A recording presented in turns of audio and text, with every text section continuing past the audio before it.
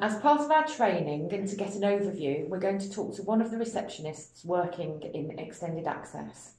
So Tanya, could you tell everyone a little bit about yourself, please? Yeah, my name's Tanya. I'm a receptionist at Waterside, worked here for a couple of years. I work in extended access at the weekends and a couple of evenings a week, and I enjoy what I do. Super. So could you give us a little bit of information about how you set up an extended access clinic, what you have to do? Okay, so firstly we set up all the rooms, make sure the waiting room's sort of tidy and pleasant, bit of music on, make sure it's warm enough.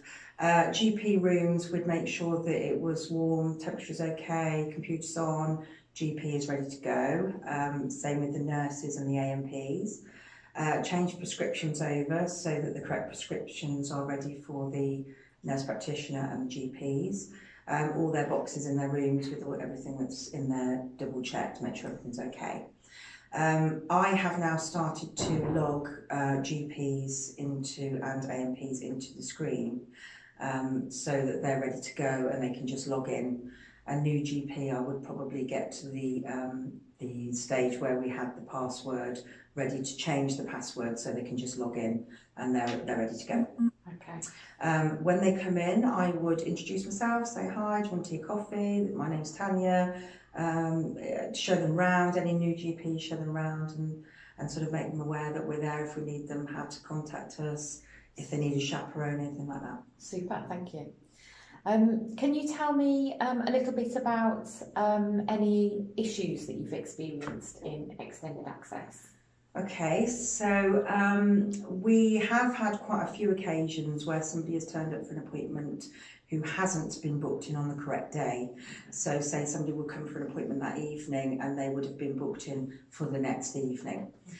That is quite difficult to deal with sometimes because obviously the patient has come out in the evening, they've been upset because they're not booked in. That is quite a big issue at the moment. We've also had issues of no telephone number or reason for the appointment. If we've got no reason for the appointment, we can't double check, which is what we tend to do, that the appointment is being booked correctly for the correct person. So that's quite difficult.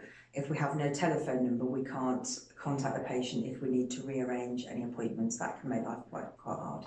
Okay. And so how do you deal with the patients if they arrive and they've been booked in on the wrong day?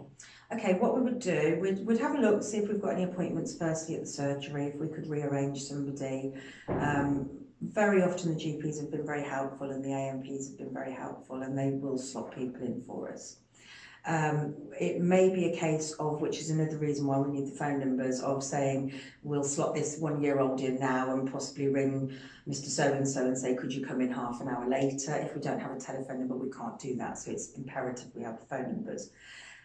If we can't slot them in at Waterside or at our hub, I would look and see if there's any other hubs available with available appointments and check with the patient, see if they're happy to travel that little bit extra and go to the other hub. Okay, thank you. So what do you think the GP's practices that are booking into extended access, what do you think they could do to support extended access? They could support us by just double checking before they click the book appointment, the book appointment button, that they're booking in on the correct day. So just double check with the patient, which is what I tend to do now, say that, you know, oh right, okay, your appointment is booked now for this date, this time, which you can see. Just a little extra couple of seconds to double check would be fabulous, please. Definitely put telephone numbers, we can't do without those, and a little reason for the appointment so that if we do need to sort of ring upstairs and say, oh excuse me, that's incorrectly booked, we can speak to one of you in the extended access office before the surgery in the evening just to get it changed, or the surgery at the weekend. That's super. So, okay. Thank you so much, Tanya. You're welcome.